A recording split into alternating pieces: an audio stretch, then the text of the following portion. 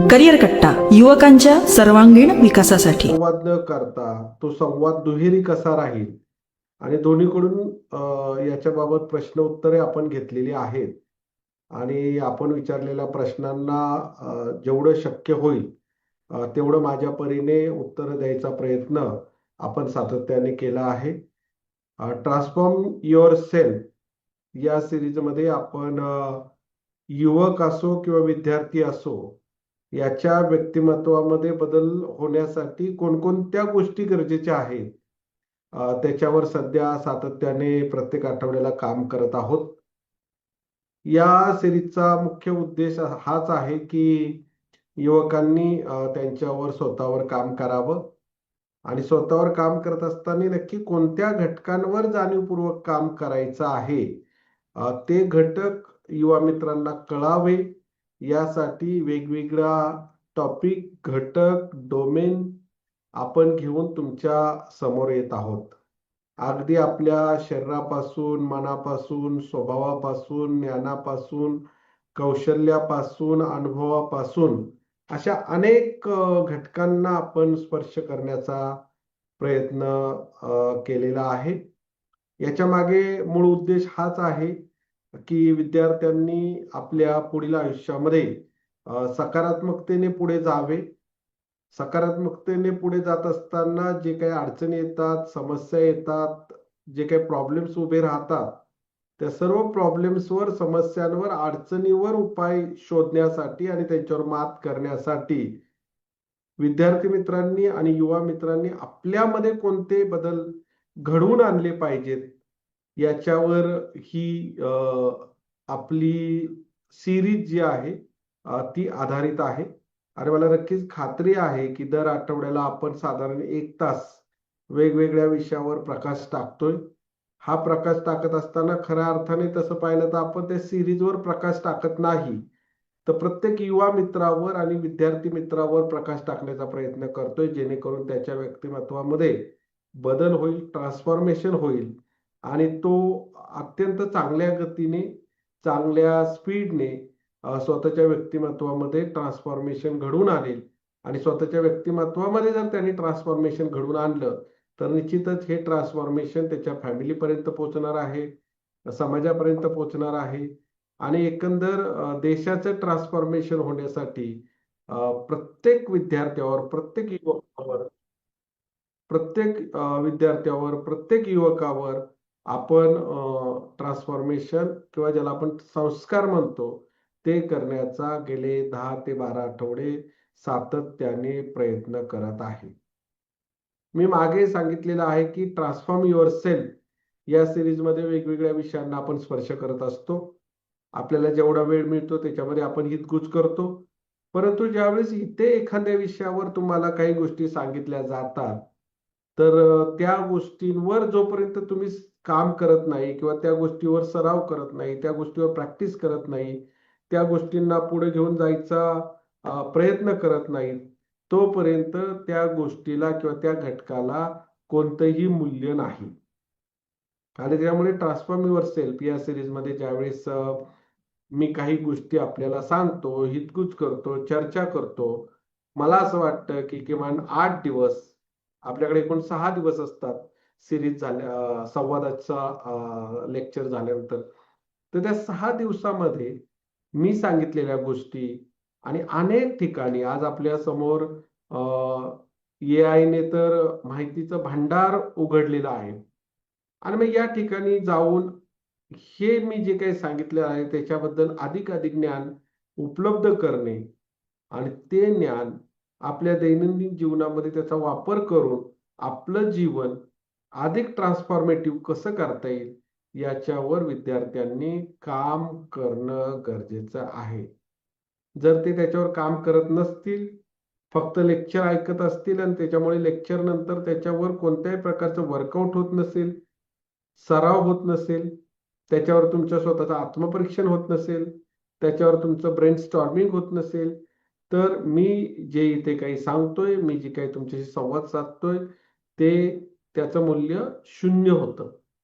आणि म्हणून मी परत रिपीट करतोय की मी इथे जे काही सांगतोय किंवा मी इथे ज्या काही गोष्टी तुमच्या निदर्शनास आणून देतोय त्याच्यावर तुमच्याकडून पुढील 6 दिवसामध्ये कामकाज होणं गरजेचं आहे. आणि ते जर कामकाज सुरू झालं तर मला वाटतं की जे काही मुलं हा लेक्चर अटेंड करतायत किंवा ही जी मुलं हे लेक्चर नंतर त्यांच्या वेळेनुसार पाहत आहेत तर त्यांचे आयुष्य चांगल्या प्रकारे बदलू शकतं. आजचा जो विषय मी तुमच्या समोर घेऊन आलेलो आहे तो आहे सामाजिक बुद्धिमत्ता किंवा इंग्लिशमध्ये त्याला आपण सोशल इंटेलिजन्स असं सुद्धा म्हणू शकतो. आपल्याला सर्वांना माहिती आहे की आयुष्यामध्ये पुढे जात असताना 3 इंटेलिजन्स खूप महत्वाचे आहेत. त्याच्यामध्ये सर्वात महत्वाचा जो आहे IQ किंवा त्याला आपण अकॅडमिक इंटेलिजन्स म्हणू किंवा अध्ययन बुद्धिमत्ता सुद्धा आपण त्याला म्हणू शकतो. दुसरा जो इंटेलिजन्स आहे त्याला म्हणायचं भावनिक बुद्धिमत्ता, त्याला आपण इमोशनल क्वेश्चन किंवा इमोशनल इंटेलिजन्स सुद्धा म्हणू शकतो. आणि तिसरा जो आजचा आपण टॉपिक तुमच्याकडे चर्चेसाठी आणलेला आहे तो आहे सोशल इंटेलिजन्स किंवा आपण त्याला सामाजिक बुद्धिमत्ता सुद्धा आपण म्हणू शकतो. आपल्याला सर्वांना माहिती आहे की माणूस हा एक सामाजिक प्राणी आहे. आपण नागरिक शास्त्रामध्ये माणूस हा समाजशील प्राणी आहे हे सातत्याने वाचत आलेलो आहोत. आणि गेले 1 ते 3 लाख वर्षाचा आपला होमोसॅपियन या मानवाचा इतिहास आहे. होमोसॅपियन हा पूर्वी आपल्याला सर्वांना माहिती आहे की फूड गॅदरर होता जवळपास 90,000 वर्ष.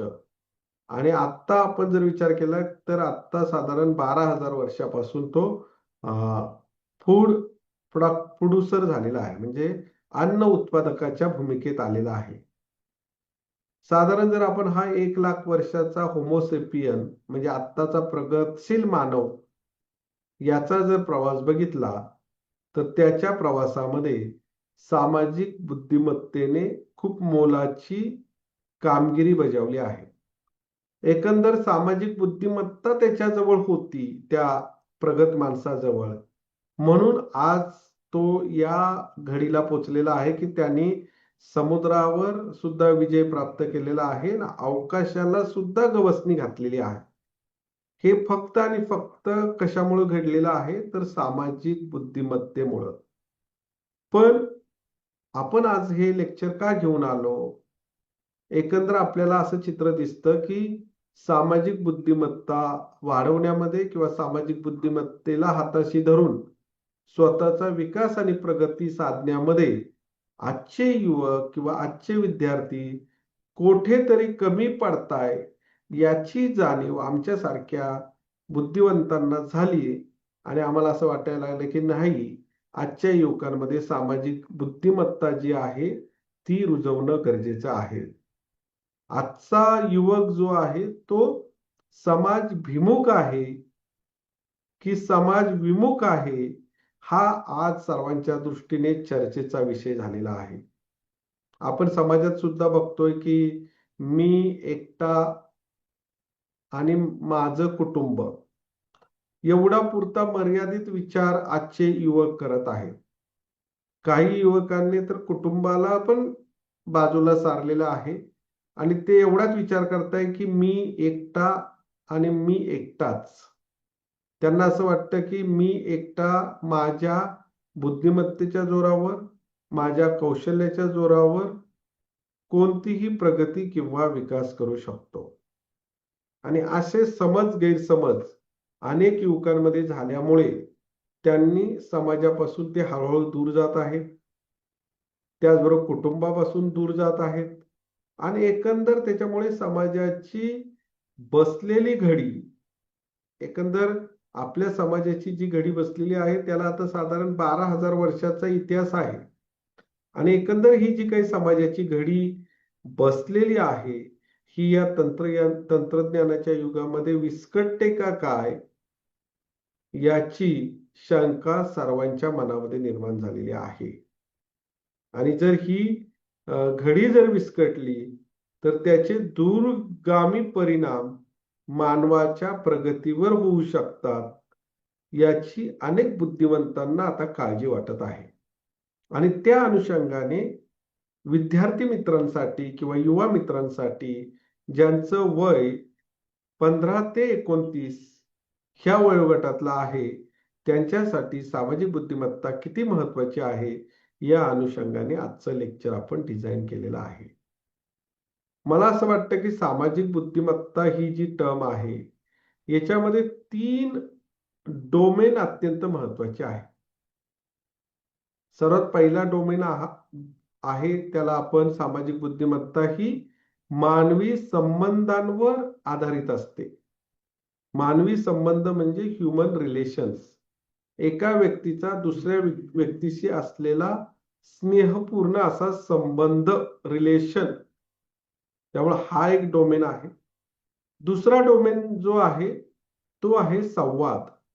एका माणसाचा दुसऱ्या माणसाशी किंवा एका युवकाचा दुसऱ्या युवकाशी असलेला संवाद, कम्युनिकेशन, हा एक दुसरा डोमेन आहे. आणि मला वाटतं तिसरा जो डोमेन आहे तो एका व्यक्तीचा दुसऱ्या व्यक्तीशी असलेलं सहकार्य, कोऑपरेशन.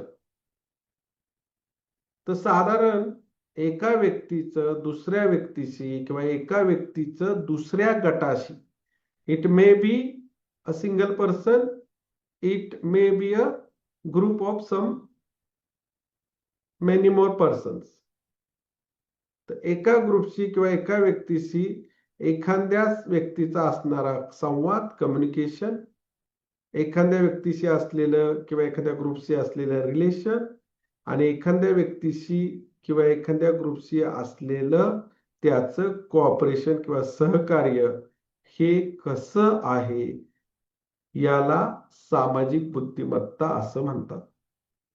आणि त्यामुळे युवकांनी त्यांच्या युवा दशेमध्ये इतरांशी किंवा इतर गटांशी आपला संवाद, आपले संबंध आणि आपले सहकार्य कसं सातत्याने वृद्धिंगत होईल याच्यावर काम केलं पाहिजे. आणि त्याच्यामुळे ज्यावेळेस आपण सामाजिक बुद्धिमत्ता हा विषय अभ्यासाला घेतो तेव्हा असं दिसतं की 1920 मध्ये एक मानसशास्त्रज्ञ होते, एडवर्ड थॉर्नडाईक यांनी सामाजिक बुद्धिमत्ता ह्या शब्दाचा पहिल्यांदा उच्चार केला किंवा त्याच्यावर त्यांनी भाष्य केलं आणि त्याच्यावर त्यांनी लिखाण करायला सुरुवात केली. तर अगदी असं म्हटलं तरी हरकत नाही की सामाजिक बुद्धिमत्ता ह्या कन्सेप्टला साधारण आता 100 वर्षाचा कालावधी लोटलेला आहे. आणि त्यामुळे आजच्या या युगामध्ये सामाजिक बुद्धिमत्तेच्या विविध घटकांवर विद्यार्थी मित्रांनी काम केलं पाहिजे. मला वाटतं सामाजिक बुद्धिमत्तेचे घटक कोणकोणते आहेत हे जर आपण पाहायला सुरुवात केली तर सर्वात पहिला घटक आहे संवाद, कम्युनिकेशन. सामाजिक बुद्धिमत्तेमध्ये कम्युनिकेशन तुमचं कसं आहे, एक्स्ट्रोवर्ट आहे का इंट्रोवर्ट आहे, ते हेल्दी आहे की अनहेल्दी आहे, हे अत्यंत महत्वाचं आहे. दुसरा घटक आहे संबंध. मी अगोदर सांगितले की रिलेशन्स तुमचे कसे आहेत, तो सुद्धा घटक सामाजिक बुद्धिमत्तेमध्ये अत्यंत महत्वाचा आहे. तिसरा घटक आहे सहकार्य. आताच मी सांगितलं की कोऑपरेशन हा सुद्धा एक महत्वाचा घटक आहे. चौथा घटक आहे तो संघभावना. समाजामध्ये तुम्ही जेव्हा एकत्र काम करता त्यावेळेस तुमच्यामध्ये संघभावना आहे का, म्हणजे टीम बिल्डिंग आहे का, हा सुद्धा एक महत्वाचा घटक आहे. पाचवा घटक जो आहे तो आहे नेतृत्व.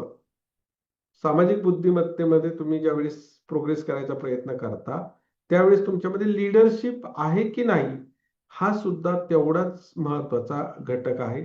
त्याच्यानंतर सर्वात महत्वाचं, तुम्ही गुड लिस्नर आहात का, इतर लोकांचं, तुम्ही इतर मित्रांचं, युवकांचं ऐकून घेता का, हा सुद्धा सामाजिक बुद्धिमत्तेला महत्वाचा घटक आहे. त्यानंतर संघर्ष व्यवस्थापन, ज्याला आपण कॉन्फ्लिक्ट मॅनेजमेंट म्हणतो, तर या बाबतीत सुद्धा तुमचं समाजामध्ये कॉन्फ्लिक्ट मॅनेजमेंट कसं आहे, संघर्ष व्यवस्थापन तुम्ही कशा प्रकारे करता, हे सुद्धा तितकंच महत्वाचं आहे. त्याच्यानंतर तुमचं असलेलं भावनांवरचं नियंत्रण, आणि सर्वात महत्वाचं म्हणजे तुमच्यामध्ये सहानुभूती आणि समानुभूती कशी आहे, ह्या सर्व गोष्टींचा अंतर्भाव मला असं वाटतं की सामाजिक बुद्धिमत्तेमध्ये होत असतो. आणि त्यामुळे सामाजिक बुद्धिमत्ता जर आपल्याला आपली वाढवायची असेल तर मी अगोदरच नमूद केलं, संवाद, संबंध, सहकार्य, त्यानंतर लिसनिंग स्किल, त्यानंतर भावनिक नियंत्रण, त्याचबरोबर संघर्ष व्यवस्थापन, लीडरशिप, टीम बिल्डिंग आणि सहानुभूती आणि समानुभूती, ह्या सर्व घटकांवर आपण मित्रमंडळींनी, युवकांनी काम केलं पाहिजे. आणि तुम्ही मला पुढचा प्रश्न निश्चितच असा विचाराल की सामाजिक बुद्धिमत्ता का महत्वाची आहे, तिचा आपल्या स्वतःला फायदा काय आहे, असा प्रश्न साहजिकच येऊ शकतो. आणि त्यामुळे सामाजिक बुद्धिमत्ता का हवी युवकाकडे किंवा आजच्या विद्यार्थ्याकडे, सामाजिक बुद्धिमत्ता का हवी, तर ते याच्यासाठी आहे, सर्वात पहिला त्याच्यातला मुद्दा आहे की याच्यामुळे परस्पर संबंध चांगले होतात.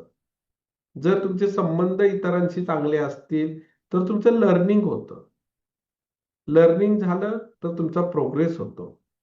तर मला असं वाटतं की चांगले संबंध डेव्हलप करण्यासाठी सामाजिक बुद्धिमत्ता गरजेची आहे. दुसरं असं आहे की संघ भावना, ज्याला आपण टीम बिल्डिंग म्हणतो. बऱ्याच वेळा आपण म्हणतो की जी कामं आपण एकटा करू शकत नाही ती टीम बिल्डिंगनी शक्य होतात. आणि त्यामुळे जर तुमचे सामाजिक बुद्धिमत्ता तुमच्यामध्ये चांगली असेल तर तुम्ही टीम मध्ये काम करून चांगल्या प्रकारे रिझल्ट देऊ शकणार आहे. सामाजिक बुद्धिमत्ता तुमच्यामध्ये चांगली असेल तर तुमच्यामध्ये लीडरशिप क्वालिटी आपोआप येणार आहे.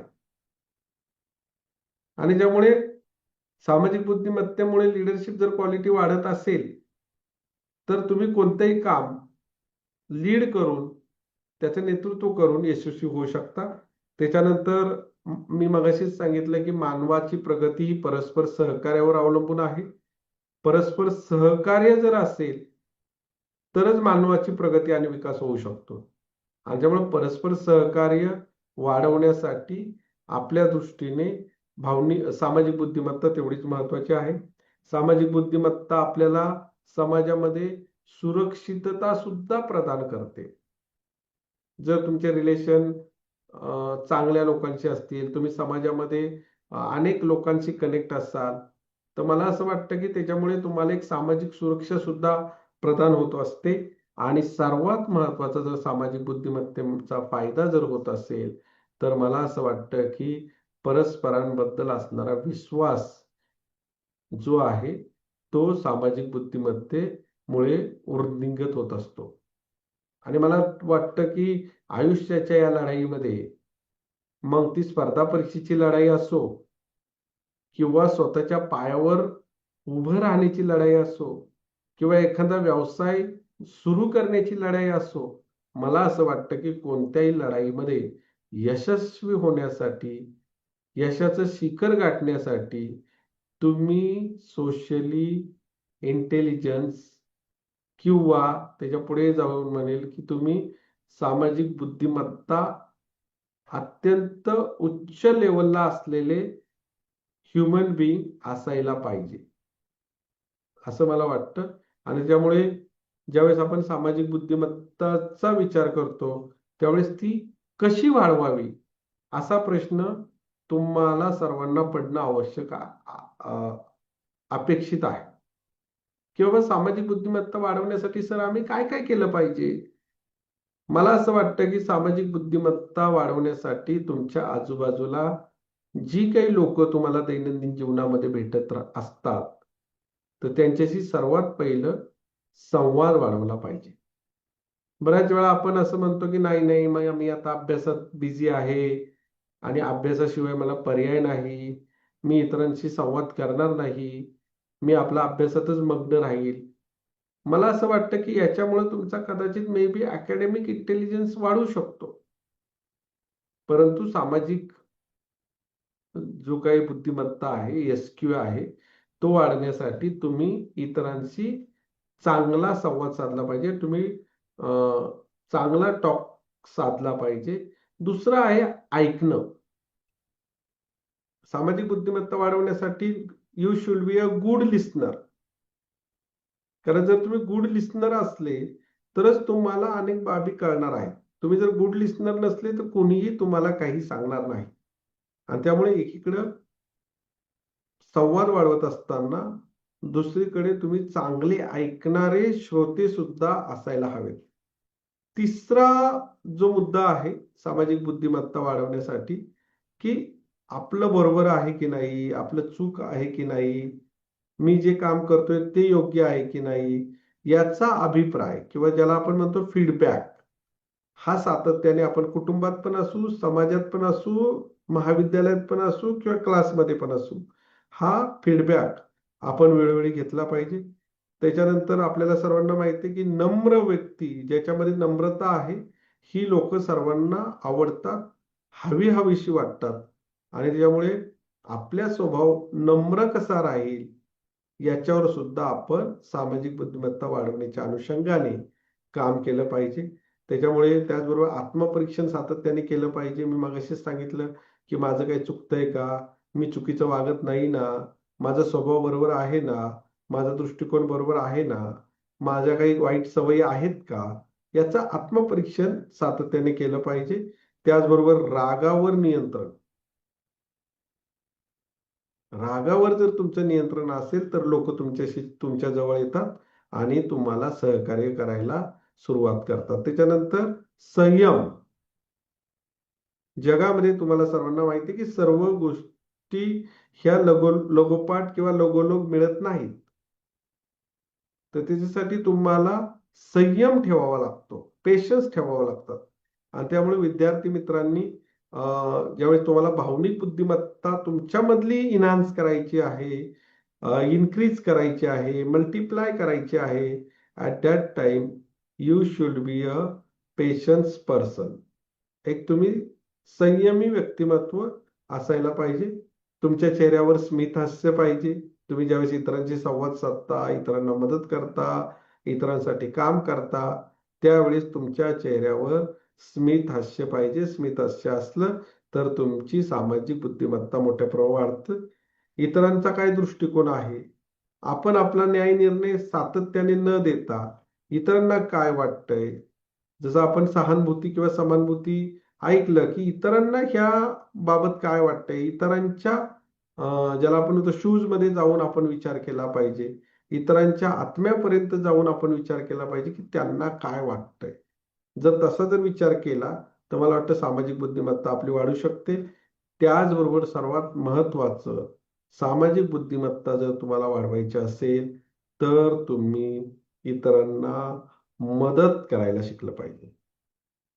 आपल्या आजूबाजूला असे अनेक लोक असतात की ज्यांना मदत हवी असते. कुठेतरी ते अडचणीत फसलेले असतात, कुठेतरी त्यांना समस्या आलेली असते. आणि मग अशा परिस्थितीमध्ये तुम्ही किती मदत करताय संबंधित समोरच्या व्यक्तीला, तो सुद्धा भाग या सामाजिक बुद्धिमत्तेमध्ये येतो, असं मला आपल्याला सांगायचं आहे.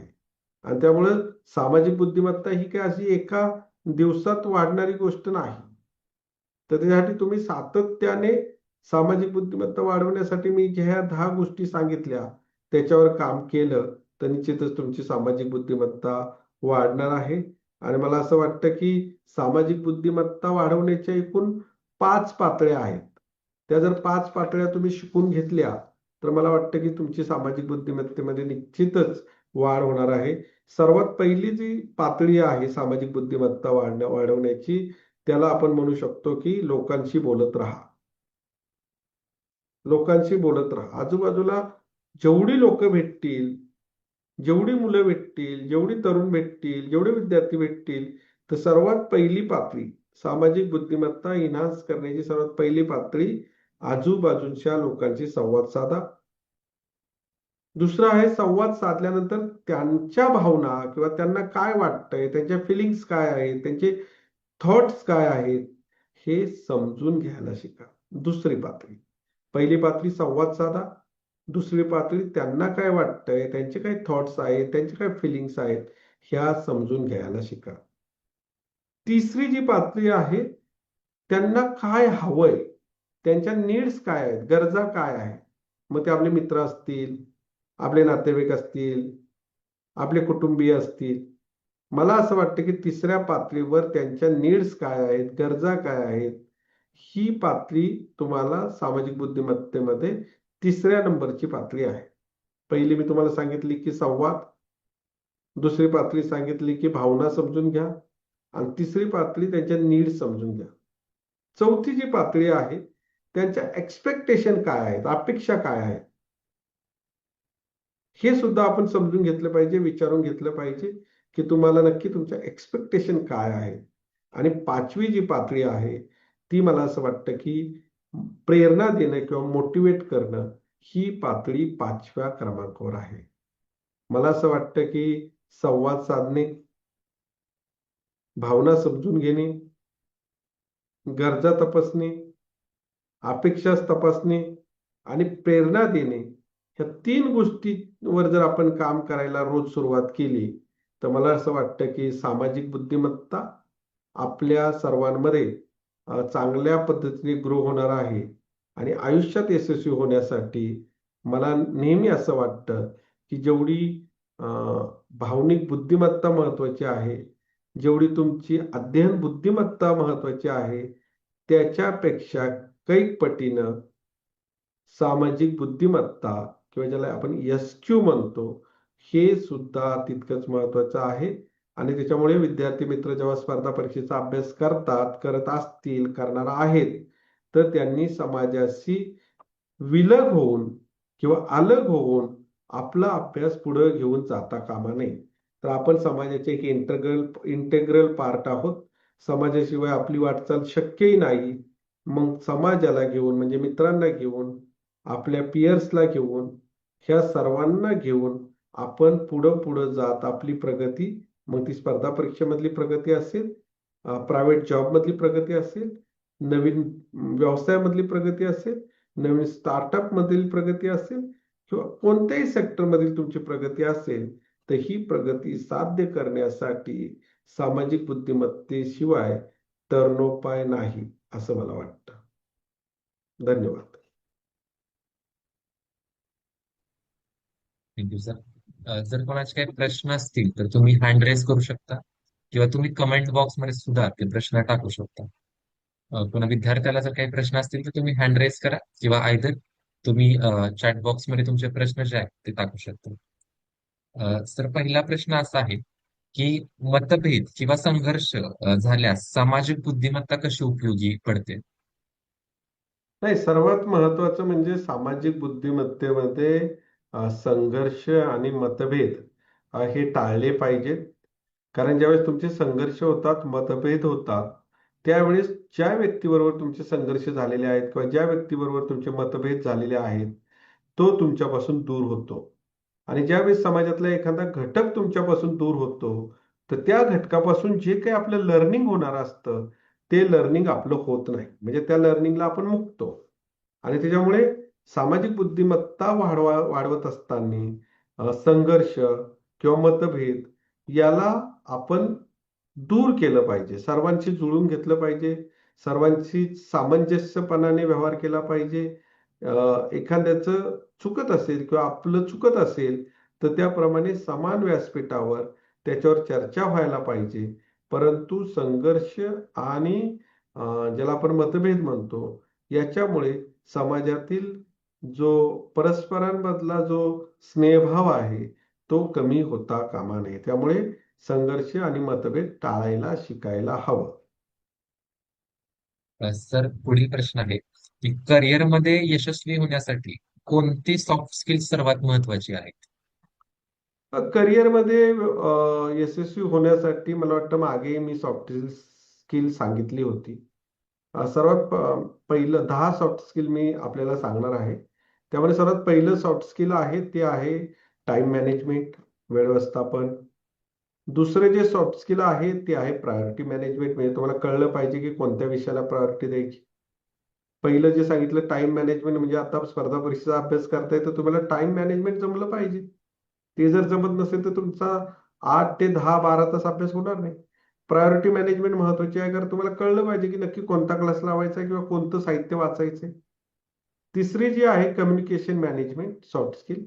कारण जर तुमचं कम्युनिकेशन चांगलं असेल तुमच्या पियर्स बरोबर म्हणजे तुमच्या सहकाऱ्यांबरोबर किंवा तुमच्या टीचर्स बरोबर किंवा तुमच्या मेंटॉर्स बरोबर जर तुमचं कम्युनिकेशन चांगलं असेल तर तुम्ही जास्त गोष्टी तुम्हाला शिकायला मिळणार आहेत.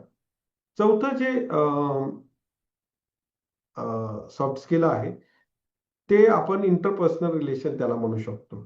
इंटरपर्सनल रिलेशन मध्ये आजूबाजूला अनेक लोक असतात, आपले मित्र असतात, नातेवाईक असतात, कुटुंबातले लोक असतात. ह्या सर्वांशी आपलं कसं जमतं हा सुद्धा महत्वाचा सॉफ्ट स्किल आहे. त्याच्यानंतर मला असं वाटतं की तुमच्याकडे हार्ड वर्किंग स्किल पाहिजे, म्हणजे जे काही तुम्हाला दिलेलं आहे त्याला तुमची कमिटमेंट पाहिजे. त्याच्यानंतर सहावं जे स्किल आहे ते तुमच्यामध्ये लिडरशिप क्वालिटी पाहिजे.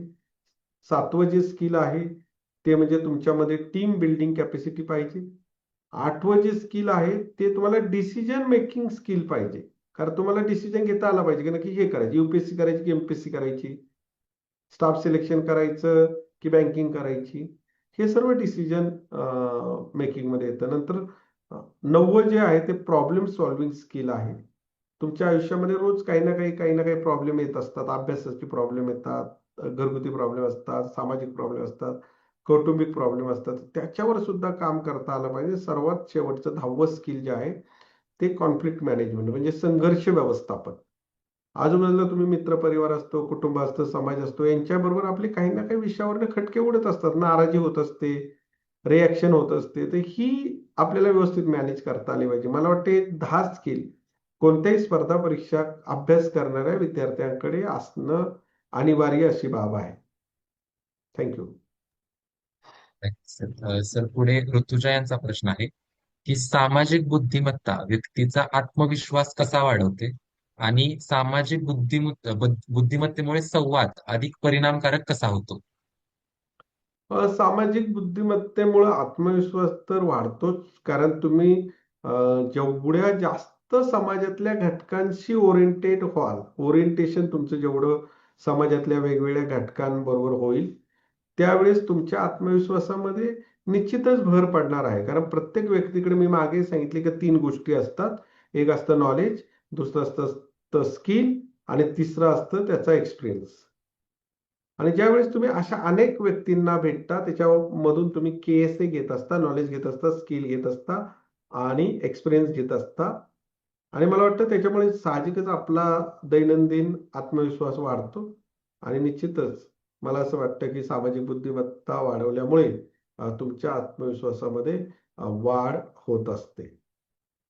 आणि दुसरा काय मुद्दा होता त्याच्यातला? सर सामाजिक बुद्धिमत्तेमुळे संवाद अधिक परिणामकारक कसा होतो? साहजिकच मी तेच सांगतोय की जेवढं तुम्ही जास्त लोकांशी एक्स्ट्रोवर्ट होऊन बोलणार. लोक म्हणजे कोण? आई वडील भाऊ बहीण आत्या मामा काकी काकू हे लोक आहेत. तुमच्या आजूबाजूला तुम्ही ज्या ठिकाणी राहता त्याच्या आजूबाजूला शेजारी आहेत. ओके, ही लोक आहेत. त्यानंतर तुम्ही महाविद्यालयात जाता तिथं तुमचे मित्र आहेत. त्यानंतर तुम्ही एमपीएससीचा अभ्यास करण्यासाठी कुठेतरी स्टडीला जाता, तिथले तुमचे मित्र आहेत. तुम्ही एमपीएससीचा अभ्यास करण्यासाठी कुठले तरी क्लास लावलाय, तिथले तुमचे मित्र आहेत.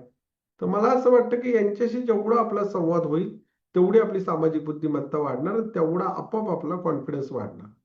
नेक्स्ट. सर पुढे विशाखा यांचा प्रश्न आहे की सोशल मीडियाच्या वाढत्या वापरामुळे सामाजिक बुद्धिमत्तेवर काय परिणाम होतो?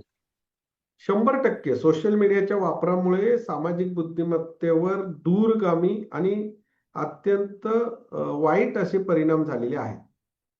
कारण पूर्वी आपण प्रत्यक्ष मित्राशी बोलायचो, आता आपण प्रत्यक्ष मित्राशी चॅट करतो. शिवाय आपण समाजामध्ये गॉसिपिंग, चर्चा, विचार विनिमय करायला रोज बाहेर पडायचो. आज आपण सोशल मीडियावरचे रील पाहत बसतो. आणि त्याच्यामुळे एकंदर सोशल मीडियामुळे वन वे कम्युनिकेशन काही प्रमाणात झालेलं आहे. म्हणजे जे सोशल मीडियावर आहे ते जाणीवपूर्वक आपल्यावर थोपवलं जातं. जे तिथं आहे ते आपल्याला पाहावं लागतं. आणि त्याच्यामुळे आपल्या मेंदूचं जे रिवाइंडिंग आहे किंवा ज्याला आपण रिवायरिंग जे आहे ते अगदी सोशल मीडियामध्ये काय दिसतंय तसं होतंय. वास्तविक समाजातल्या ज्या काही अनेक गोष्टी आहेत त्या सर्व सोशल मीडियावर येत नाहीत. सोशल मीडियावर असं पिक्चर आहे की सर्व एकतर चांगलंच आहे किंवा एकतर वाईटच आहे. आणि त्याच्यामुळे समाजाचं ध्रुवीकरण दोन्ही साईडला झालेलं आहे की एकतर चांगल्या गोष्टी आहेत किंवा वाईट गोष्टी आहेत. मला असं वाटतं की समाजामध्ये चांगलं वाईट असं काही नसतं. त्याच्यामध्ये अनेक गोष्टी घडत असतात आणि त्या गोष्टींचं ओरिएंटेशन होण्यासाठी आणि त्या गोष्टींचं ओरिएंटेशन होऊन आपल्यामध्ये मॅच्युरिटी येण्यासाठी विद्यार्थी मित्रांनी सोशल मीडियाला थोडंसं आपल्यापासून काही तासासाठी दूर ठेवलं पाहिजे आणि आपण समाजात गेलो पाहिजे, लोकांबरोबर बोललं पाहिजे, लोकांबरोबर संवाद साधला पाहिजे. तरच आपली सामाजिक बुद्धिमत्ता वाढू शकते. आणि नुसतं जर तुम्ही मोबाईल एक मोबाईल एवढंच ओरिएंटेशन तुमचं असेल तर त्यामुळे तुमची सामाजिक बुद्धिमत्ता वाढू शकत नाही. कारण सोशल मीडिया जरी आपण कितीही म्हटलं तरी त्याचं अस्तित्व हे आभासी आहे आणि ती आपली सामाजिक बुद्धिमत्ता वाढवण्यासाठी कदापि उपयोगी पडत नाहीत. असं जरी म्हटलं तरी वावगं ठरणार नाही. थँक्यू. तर पुढे कानिफ यांचा प्रश्न आहे की एमपीएससी आणि युपीएससी ला तयारी करत असताना त्याच्या अभ्यासासाठी किती वेळ त्याला द्यावा किंवा किती वेळ लागतो? मला असं वाटतं की जी मुलं महाविद्यालयात जात नाहीत किंवा जी मुलं नोकरी करत नाहीत, जी फक्त स्पर्धा परीक्षेचा अभ्यास करतायत, मग ते युपीएससी असेल किंवा युपीएससी असेल, we can't differentiate the examination. Okay. तर मला असं वाटतं की युपीएससी असेल एमपीएससी असेल, जी मुलं महाविद्यालयात जात नाही, जॉब करत नाही, त्यांनी साधारण रोज मिनिमम 8 तास अभ्यास केला पाहिजे. आणि ज्या वेळेस परीक्षा 45 दिवसावर आहे त्यावेळेस त्यांनी मिनिमम 12 तास अभ्यास केला पाहिजे. आणि जी मुलं महाविद्यालयात शिकतायत, जी मुलं व्यवसाय जॉब करतायत, त्यांनी सरासरी 4 तास आत्ता त्यांचे सर्व सांभाळून अभ्यास केला पाहिजे. आणि ज्यावेळेस 45 दिवस परीक्षेला राहतील त्यावेळेस त्यांनी 8 तास तरी अभ्यास केला पाहिजे. म्हणजे 4-8 जे जॉब करतात त्यांच्यासाठी आणि जे जॉब करत नाही त्याच्यासाठी 8-12. आणि सर पुढे आम्ही ते केलेले ज्यावेळेस आमच्या परीक्षेला 52 दिवस राहिले होते, म्हणजे मी आता डेप्युटी कलेक्टर झालो त्या परीक्षेला, त्यावेळेस मी 52 दिवस सरासरी 12 तासापेक्षा जास्त अभ्यास केलेला आहे. आणि त्या 52 दिवसाच्या आधी जेव्हा मी बँकेत नोकरी करत होतो तर साधारण सकाळी 1.5-2 तास, संध्याकाळी 1.5-2 तास असा अभ्यास केलेला आहे. नेक्स्ट. तर पुढे तुलसी यांचा प्रश्न आहे की डिस्ट्रॅक्शन कशा पद्धतीने कमी करता येईल? डिस्ट्रॅक्शन कमी करण्यासाठी एक्सपोजर कमी केलं पाहिजे असं मला वाटतं. जी मित्र, जे नातेवाईक, जे कुटुंबातले सदस्य आपल्याला निगेटिव्ह गोष्टी सांगतात किंवा निगेटिव्ह गोष्टी बोलतात किंवा निगेटिव्ह गोष्टी दाखवतात त्यांच्यापासून दूर राहिलं पाहिजे. त्यामुळे आपलं डिस्ट्रॅक्शन कमी होतं. आजचं जे सर्वांचं डिस्ट्रॅक्शन होते त्याच्यामध्ये सोशल मीडियाची भूमिका खूप महत्वाची आहे.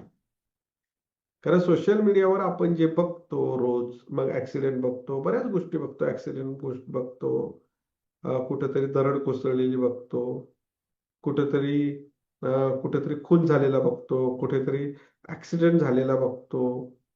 अशा अनेक गोष्टी आपण बघतो, कुठेतरी मारामारी चाललेली बघतो.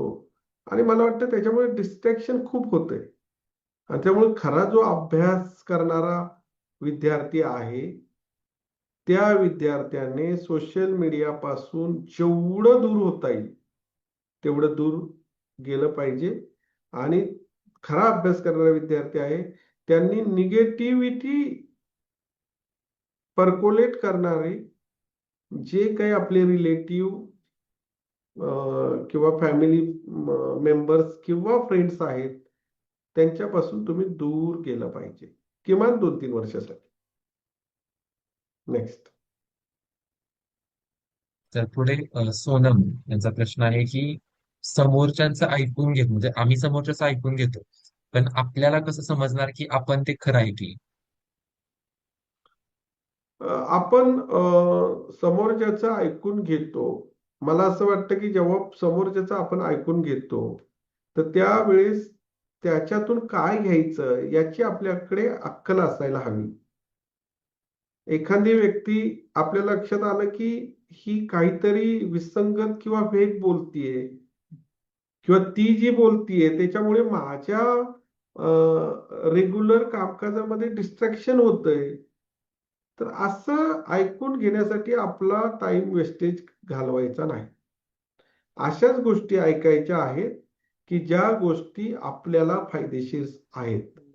आणि मला असं वाटतं की एमपीएससीचा अभ्यास करणारा विद्यार्थी जो आहे तो इमोशनल नको, तर तो प्रोफेशनल हवा, किमान 2-3 वर्ष.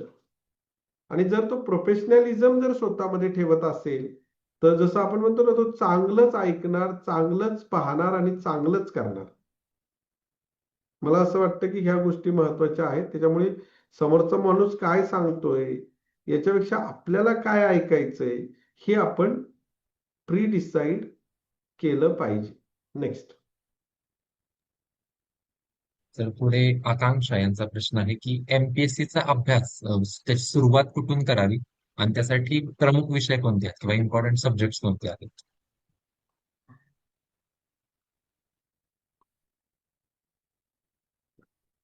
कोणत्याही स्पर्धा परीक्षेची तयारी करत असताना सर्वात महत्वाची गोष्ट आहे की आपण त्या परीक्षेचा सिलेबस आधी बघितला पाहिजे की नक्की त्या परीक्षेला काय सिलेबस आहे.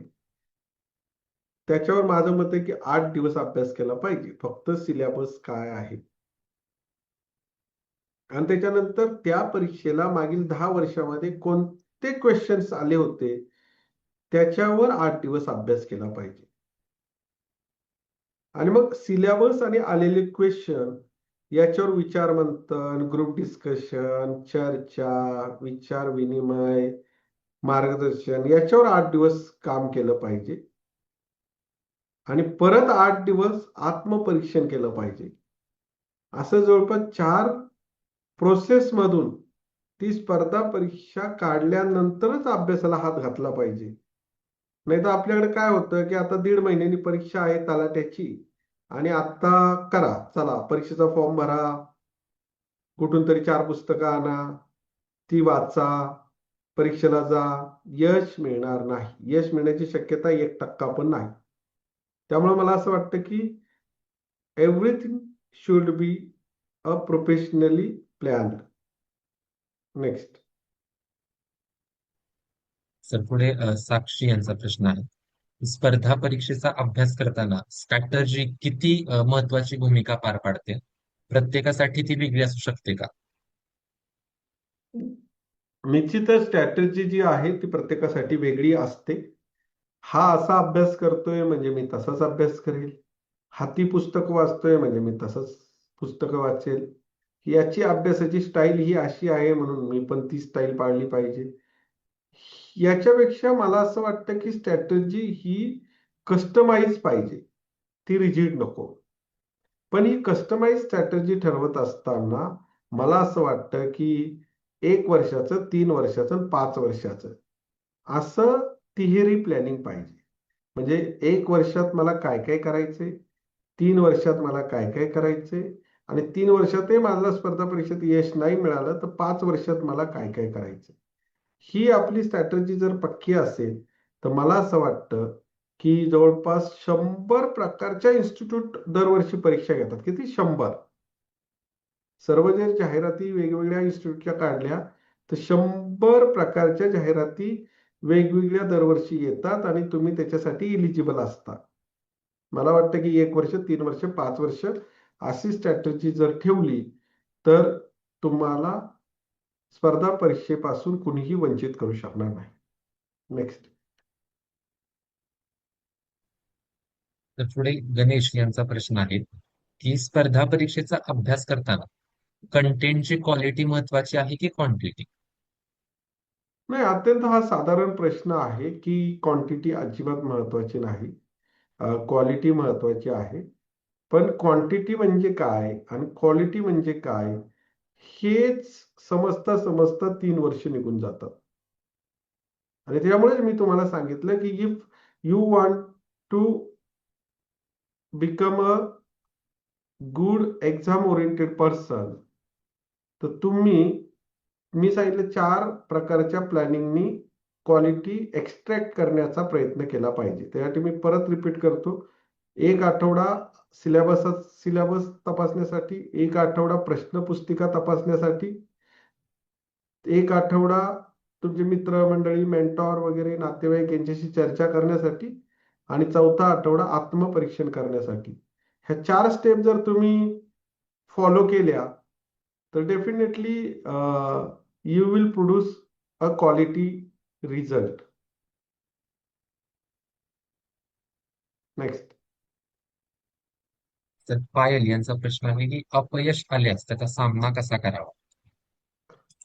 मला असं वाटतं की अपयश आलं तर सर्वात पहिलं अपयशाला घाबरून जायचं नाही. कारण अपयश जेव्हा येतं त्यावेळेस ते एका परीक्षेचं येतं. सर्वच परीक्षांचा निकाल काही 100 परीक्षांचा एकाच दिवशी लागत नाही.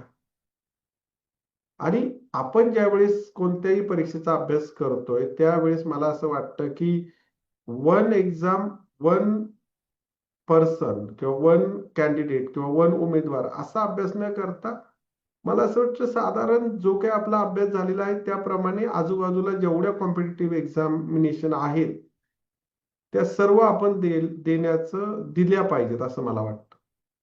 कारण शेवटी job security is prime security for all of us. आणि त्यामुळे मी एमपीसीच करणार, मी युपीसीच करणार, माझं ओरिएंटेशन फक्त युपीसीलाच आहे, मी डिस्ट्रॅक्ट होणार नाही. मला असं वाटतं की असं आजच्या या स्पर्धा परीक्षेच्या युगामध्ये असं फोकस करणं म्हणावं तेवढं बरोबर नाही असं मला वाटतं. कारण तुम्ही युपीएससी करत असाल तर तुमचे स्पर्धा परीक्षेमध्ये निवडीचं प्रमाण लेस दॅन 1% आहे.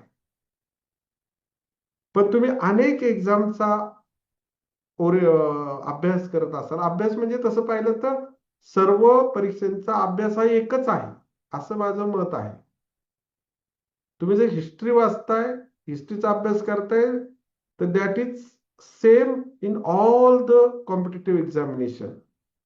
म्हणजे रिझर्व्ह बँकेची जर तुम्ही परीक्षा देताय तिथे हिस्ट्री असू शकते, तुम्ही स्टाफ सिलेक्शनची देताय तिथे हिस्ट्री असू शकते, तुम्ही अगदी तलाठीची देताय तिथे हिस्ट्री असू शकते, तुम्ही युपीएससीची देताय तिथे हिस्ट्री असू शकते.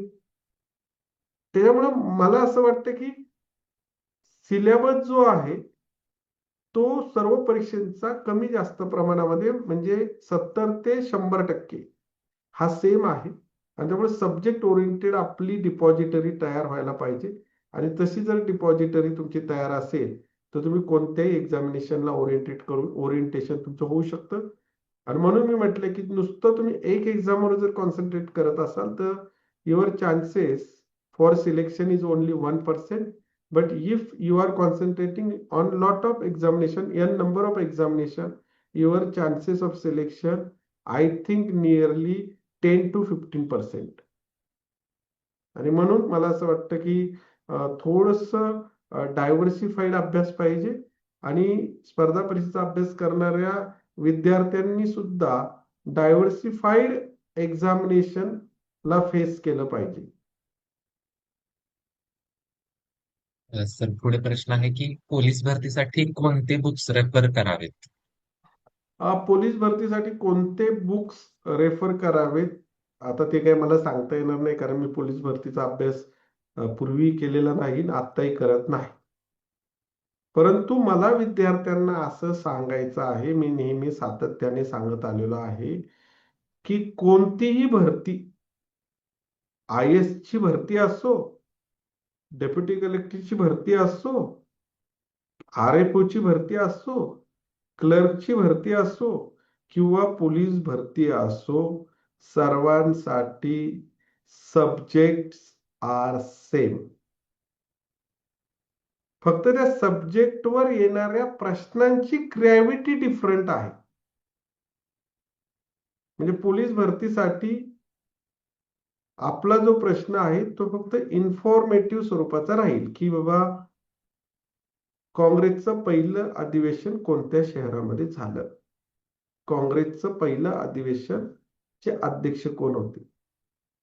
थोडीशी एक्झामची ग्रॅव्हिटी वाढली की पहिल्या अधिवेशनामध्ये खालीलपैकी कोणता ठराव संमत झाला नाही? थोडी अजून ग्रॅव्हिटी वरती वाढली की प्रश्नाचं स्वरूप असं असेल की पहिल्या काँग्रेसच्या अधिवेशनामुळे भारताच्या राजकारणामध्ये खालीलपैकी कोणता बदल घडून आला नाही? That's all. अगदी सरळ सांगितले. तो ग्रॅव्हिटी चेंज होत राहते जसं जसं आपण वरती जाऊ. पण I think syllabus and topics are same. Next. पुढे तन्वी यांचा प्रश्न आहे की आपण आपल्या गोल्सकडे कसं कॉन्सन्ट्रेट करावं? मला असं वाटतं की गोल्सकडे कॉन्सन्ट्रेट करण्यासाठी सर्वात दोन गोष्टी महत्वाच्या आहेत. एक आहे your hard work and second one is your consistency, सातत्य. कोणतेही गोल तुम्ही ठरवा. तुम्ही असं गोल ठरवा की मला पुढील 5 वर्षामध्ये भारतीय प्रशासकीय सेवेमध्ये जायचं आहे. मला असं वाटतं की जर तुमच्याकडे हार्डवर्क असेल आणि तुमच्याकडे कन्सिस्टन्सी असेल तर तुम्ही ते गोल अचीव करणार आहे. आणि त्यामुळे जसं आपण म्हणतो ना की goal should be a smart one. बरोबर आहे. स्पेसिफिक पाहिजेत. एस म्हणजे एम म्हणजे ते मेजरेबल पाहिजेत. आर म्हणजे ते रिलेव्हंट पाहिजेत. बरोबर आहे. आणि त्यानंतर ते स्मार्ट टेस्टेड पाहिजेत. व्हॉट एव्हर, आता मला नीट आठवत नाही, पण your goal should be a smart. त्यामुळे स्मार्ट गोल ठेवा आणि त्याप्रमाणे गोलकडे हार्डवर्क आणि कन्सिस्टन्सी ठेवून मार्गक्रमण करा. सर पुढे समृद्धी यांचा प्रश्न आहे की आपण काही कार्य करताना कार्य करत असतो तेव्हा ते करत असताना म्हणजे आपण जर एखादं काम करत आहोत त्यासाठी कन्सिस्टन्सी गरजेची असेल ती कशी मेंटेन ठेवावी? मला असं वाटतं की कन्सिस्टन्सी मेंटेन ठेवावी तर ती 100% ठेवावी असं अजिबात नाही. मी नेहमी माझ्या मार्गदर्शनामध्ये सांगतो की कन्सिस्टन्सी 80% असेल तरी ती कन्सिस्टन्सी 100% आहे असं समजायला हरकत नाही. समजा उदाहरणार्थ मी जिमला रोज जातो, तर 7चे 7 दिवस आठवड्यातले मी जिमला जाईलच असं मला अजिबात अपेक्षित नाही. पण 7 दिवसातले मी 5 दिवस जरी जिमला जाऊ शकलो तर मी कन्सिस्टंटली जिमला जातोय असं मी समजतो, म्हणतो. आणि त्यामुळं कुठेच आपण परफेक्टनेस आणू शकत नाही. मला असं वाटतं की जे आपण करतोय त्याच्यामध्ये आपण 80% जरी यशस्वी झालो तर that is consistent work. Next. तर पुढे ऋतुजा यांचा प्रश्न आहे की बँकिंगसाठी बँकिंग बेस्ट आहे की तलाठी बेस्ट आहे? बँकिंग बेस्ट आहे की तलाठी बेस्ट आहे? मला असं वाटतं की बँकिंग इज द बेस्ट. कारण तलाठी बेस्ट का नाही? कारण तलाठीच्या कदाचित in a year may be 100 and 150 किंवा 200 प्लेसेस अवेलेबल होतील. But for banking in a year you will get I think 3000 to 500 posts. त्यामुळे तिथे स्कोप हा वायडर आहे आणि त्याच्यामुळे मला असं वाटतं की बँकिंग प्रेफर करायला पाहिजे. शिवाय ज्यावेळेस तुम्ही बँकिंगचा अभ्यास करताय ना तर तुम्ही त्यावेळेस अगदी केंद्र शासनाच्या जेवढ्या परीक्षा आहेत म्हणजे अगदी इन्स्पेक्टरच्या असतील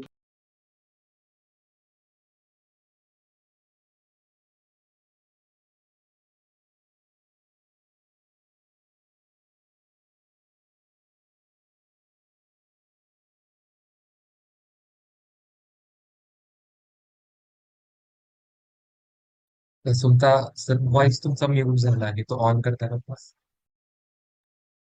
ठीक आहे. बँकिंग इज द बेस्ट कारण बँकिंगला तुम्हाला मोठा कॅनव्हास मिळतो आणि जसं मी तलाठीच्या 150 जागा दरवर्षी येतील, 150-200, पण तेच बँकिंगच्या कदाचित 5, 7, 10,000 पण जागा तुम्हाला उपलब्ध होतील. नेक्स्ट. तर आपण वेळेअभावी आजचं सेशन इथेच थांबवत आहोत. उर्वरित प्रश्न जे आहेत ते आपण कलेक्ट करून तुमच्या उत्तर देण्यासाठी आपण प्रयत्न करू.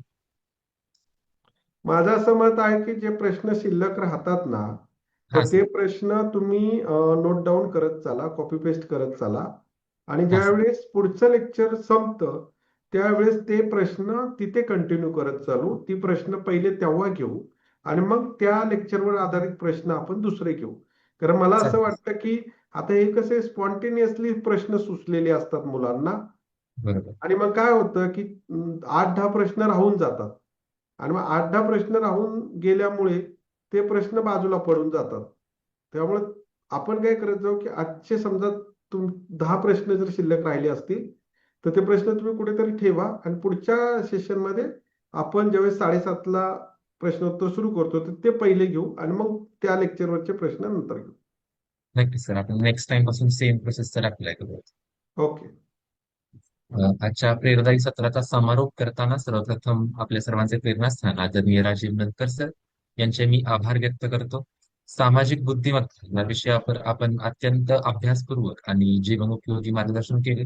प्रभावी संवाद, सहकार्याची भावना, इतरांच्या भावनांचा आदर, सहानुभूती आणि सकारात्मक नातेसंबंध याचे महत्व आपण अत्यंत सोप्या आणि प्रेरणादायी पद्धतीने स्पष्ट केले.